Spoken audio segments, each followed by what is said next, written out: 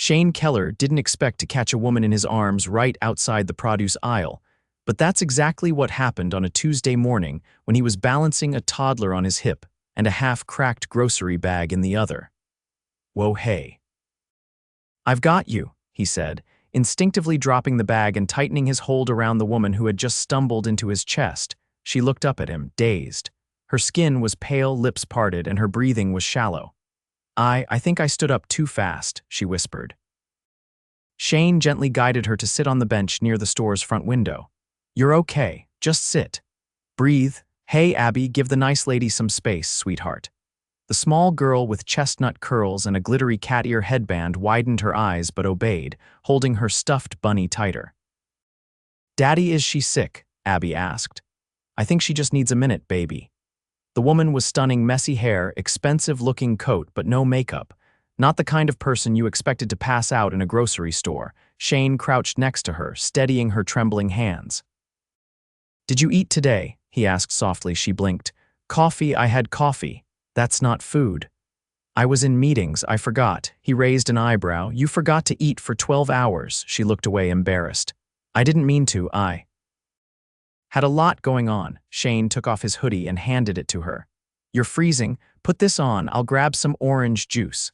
"Abby, stay close to the lady, okay?" Minutes later, he handed her a cold bottle of juice and a protein bar. She hesitated, then took them. "Thank you," she said, her voice quieter now. "You didn't have to."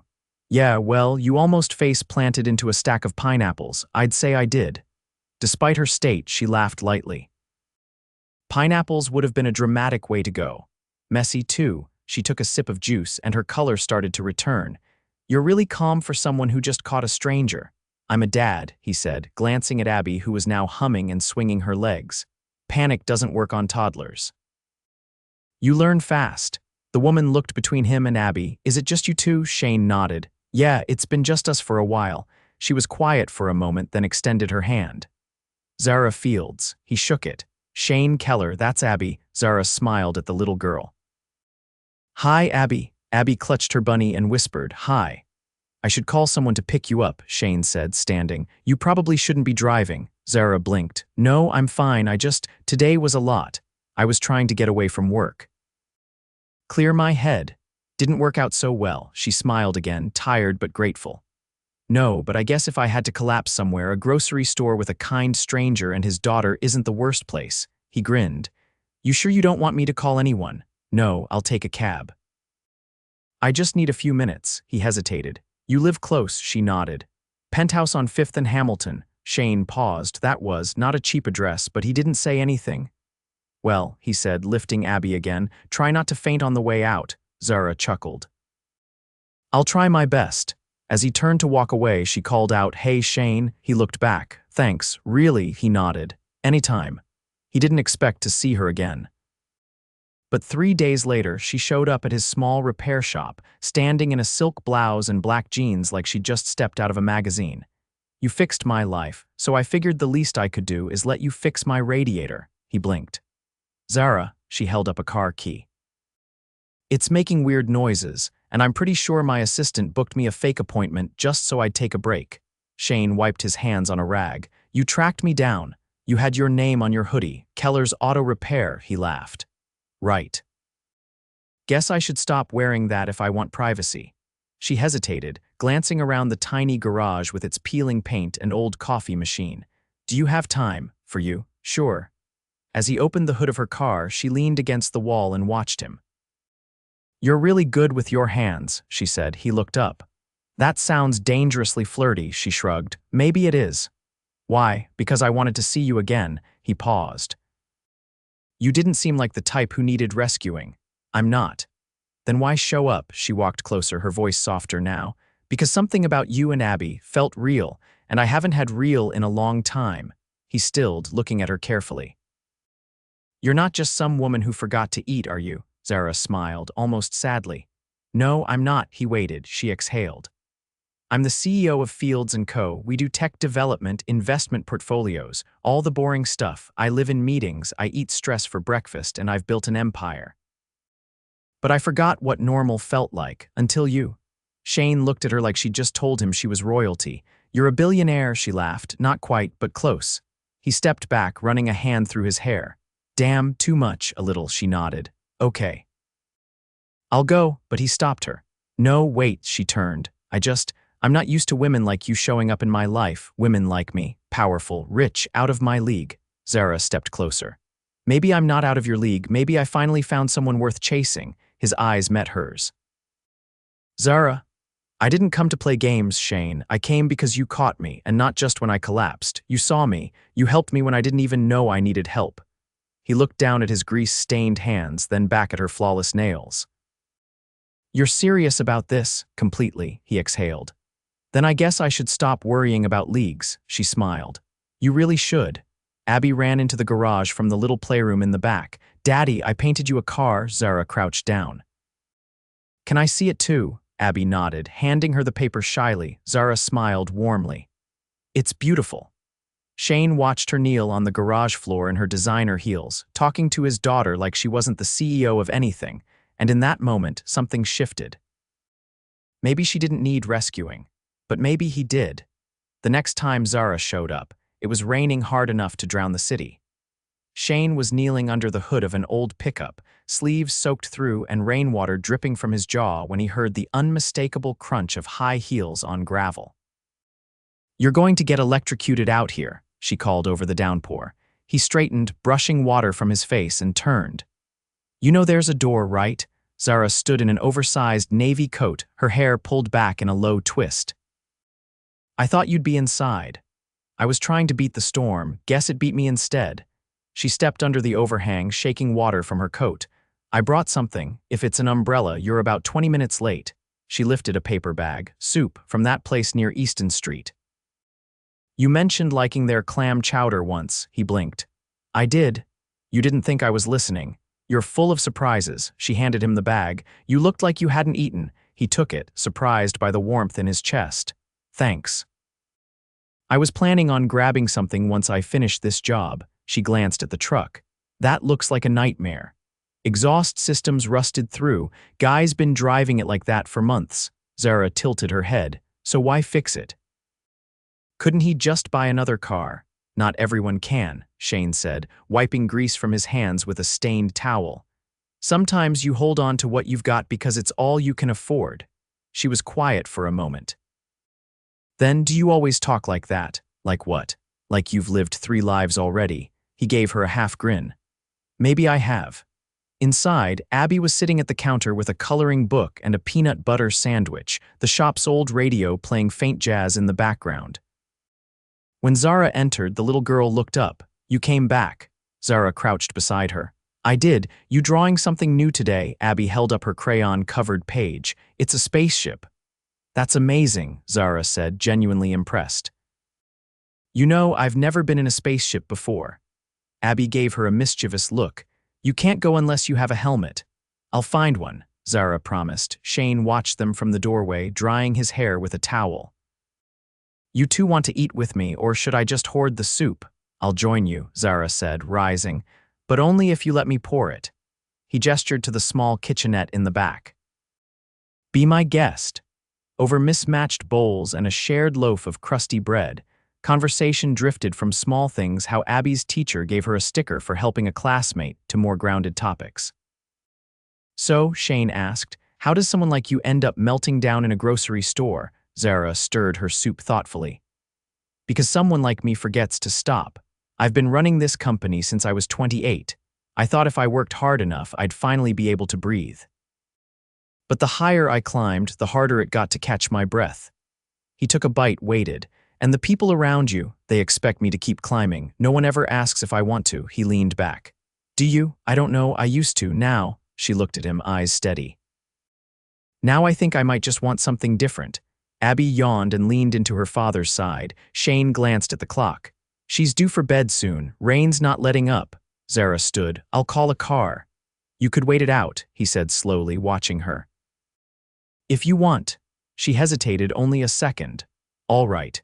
He set up a spare cot in the office, pulling out fresh linens while Zara helped Abby brush her teeth in the cramped bathroom. When he returned, he found Abby curled against Zara on the worn couch, small fingers tangled in the fabric of her sleeve. She fell asleep, Zara whispered. She does that. One moment she's a chatterbox, the next she's out cold. Zara looked down at Abby, her expression unreadable. She's lucky to have you. I'm the lucky one. They stood in silence, the only sound the distant rumble of thunder. Can I ask you something? Shane said, of course. Why me? She looked up. What do you mean? I'm just some guy in a garage with a kid. You're running a whole empire. Why bother? Zara stepped closer. Because when I'm with you, I don't feel like I'm performing. I don't have to prove anything. You don't want anything from me except for what's real. And that's rare for you. It's non-existent. Shane studied her face, flawless, tired, completely open. I won't pretend I know what it's like in your world, but mine, it's messy, it's loud. It's full of peanut butter stains and missed alarms and trying to stretch $20 into dinner. I'm not afraid of messy, she said quietly. He tilted his head. Then what are you afraid of? Zara hesitated. That someday I'll forget how to be human. He reached out, brushing a damp strand of hair from her face. Then stick around, we'll remind you. Zara leaned into his touch just slightly. You mean that? Yeah. I do. They stood there, close enough to feel each other breathe while the storm raged outside, and for the first time in years, neither of them felt alone. The next morning, Shane woke up to the faint sound of humming. He stepped out of his bedroom, running a hand through his hair, and found Zara barefoot in his small kitchen, her coat draped over a chair, sleeves rolled up, pouring pancake batter into a pan like she'd done it 100 times before. Abby sat on the counter, swinging her legs and watching intently. You're up early, he said, surprised. Zara turned, spatula in hand. Your daughter's breakfast standards are high. I was briefed. Abby grinned. I told her chocolate chips are non-negotiable. Shane leaned against the doorway, arms crossed. You're cooking now. Zara flipped a pancake effortlessly. I went to culinary school, briefly, before I dropped out. That a hobby or a rebellion, mostly rebellion. My parents wanted law school. I wanted to learn how to make soufflé. He raised an eyebrow. You really are full of surprises. She glanced at him over her shoulder. I like making things from scratch. Especially when everything else in my life is prepackaged and scheduled to death. Shane moved closer and stole a strawberry from the bowl on the counter. You're good with her. Zara looked at Abby, then back at him. I like kids. They don't pretend. He studied her face, more relaxed than he'd ever seen it. You sure you're not pretending now? If I were, I'd still be in heels and makeup. And I wouldn't be flipping pancakes in a mechanic's kitchen. Fair point.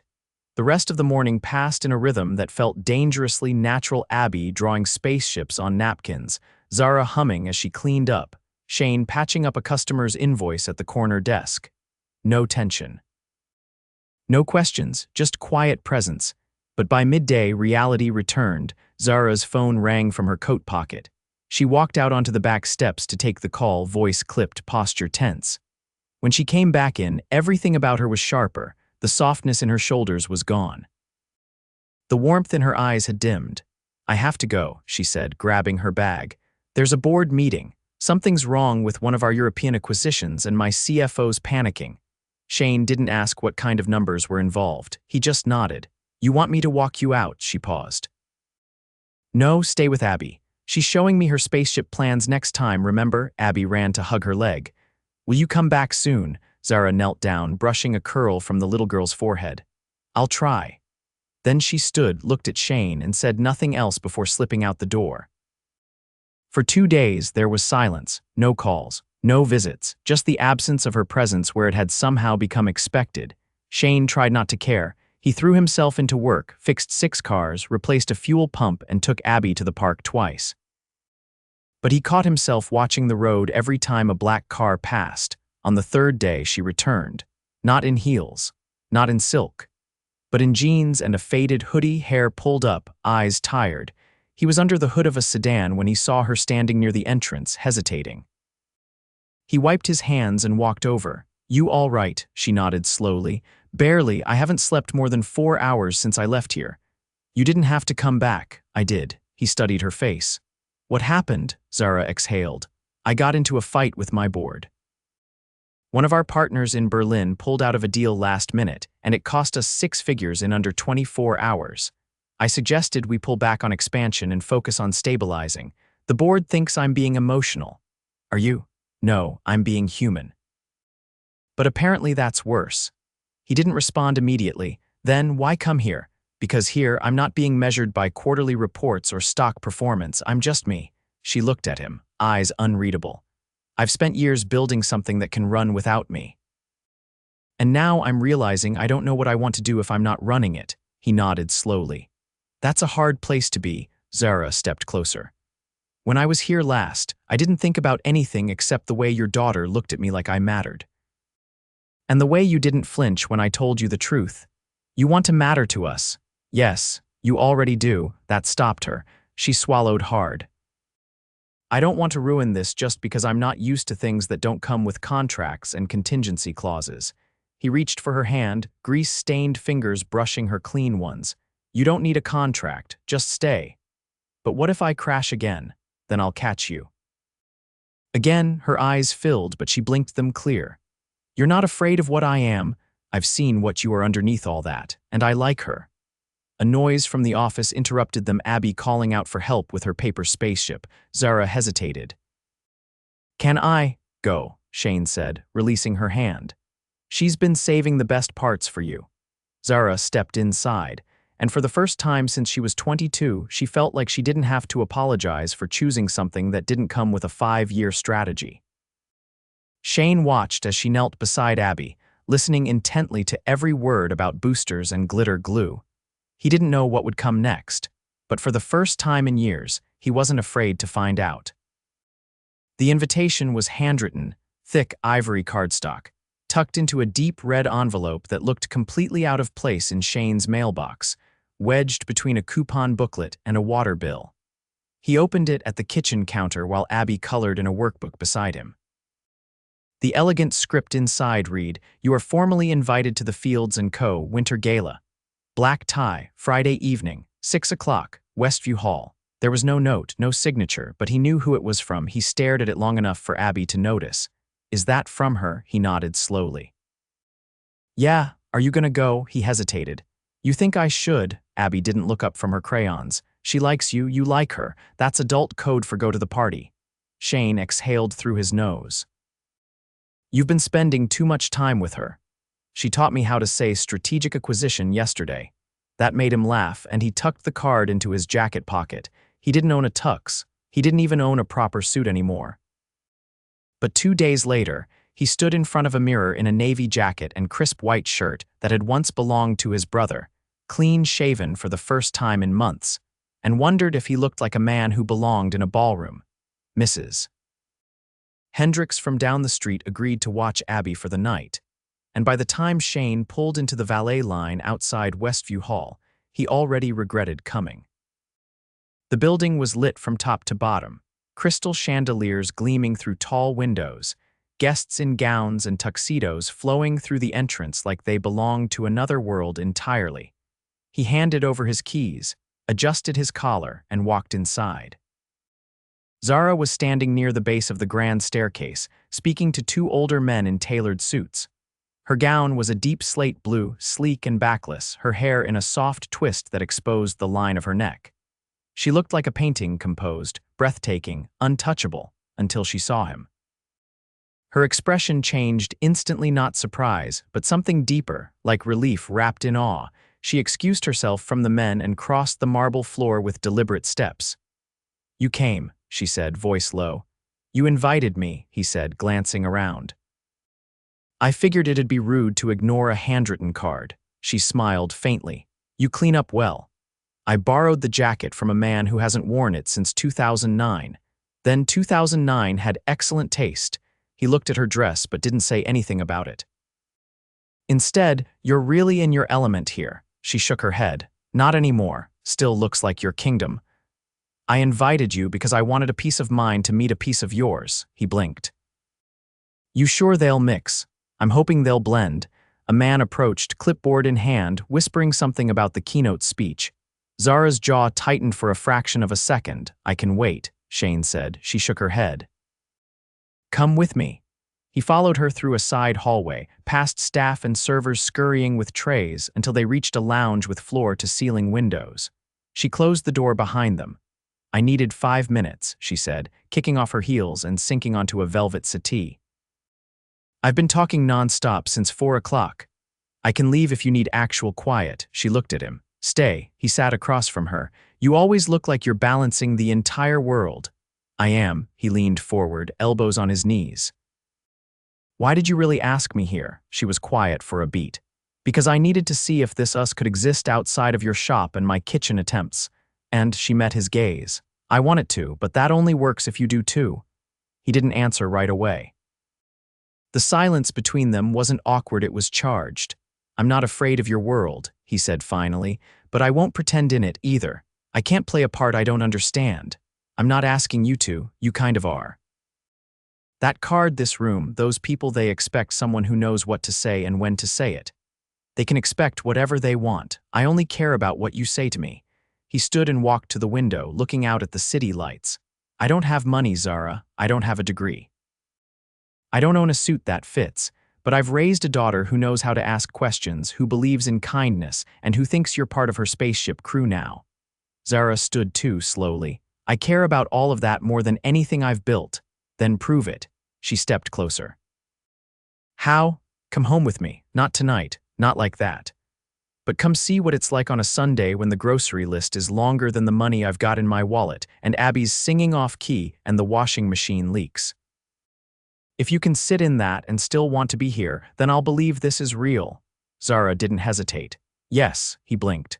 Just like that. I've lived in penthouses and flown to Milan on a Tuesday. But the first time I felt like I could exhale was in your garage when Abby handed me a picture of a cardboard rocket. Shane didn't move.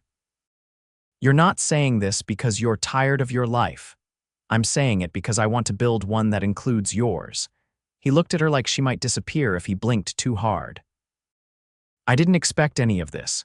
Neither did I. They stood in the quiet, the city behind them, the noise of the gala muffled by thick walls. Then softly she said, I love you.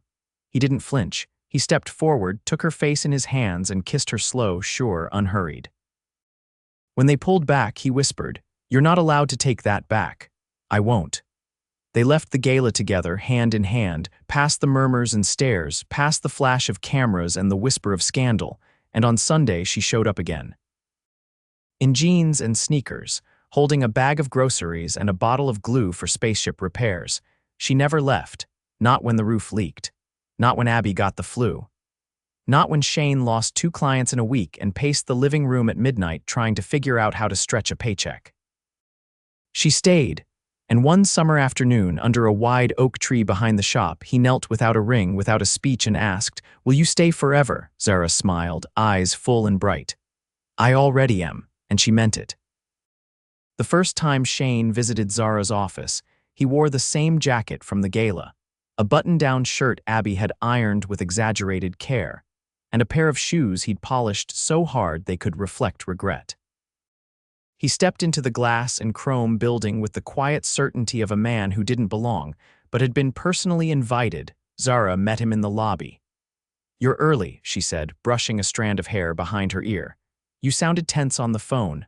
Not tense, just cautious, because I'm about to meet the people who think I'm a phase. She didn't deny it. Some of them don't see past their spreadsheets. Then let's make it easy for them to notice what matters. He offered his arm. Lead the way. The elevator ride to the top floor was silent, the kind of silence filled with shared purpose. When the doors opened, a dozen heads turned. Zara didn't pause. She led him through the open floor, past sleek desks and walls lined with digital projections, straight to a conference room with a panoramic skyline view. Inside, 6 board members sat around a long table, murmuring as she entered. Shane trailed behind her, taking the empty seat she pulled out for him. This is Shane Keller, Zara said, her voice calm but firm. He's here because I trust him. You'll treat him with the same respect you'd give me. A man in a charcoal suit cleared his throat. Zara, this isn't personal. But we've seen how distractions can, Shane cut him off. I'm not a distraction. I work 12-hour days to keep a business open with 1 employee and a 6-year-old who thinks glitter is a building material. I'm not here to threaten your company. I'm here because the woman running it asked me to stand beside her. Another woman leaned forward, brows raised. And you think that qualifies you to be part of this conversation? No, Shane said.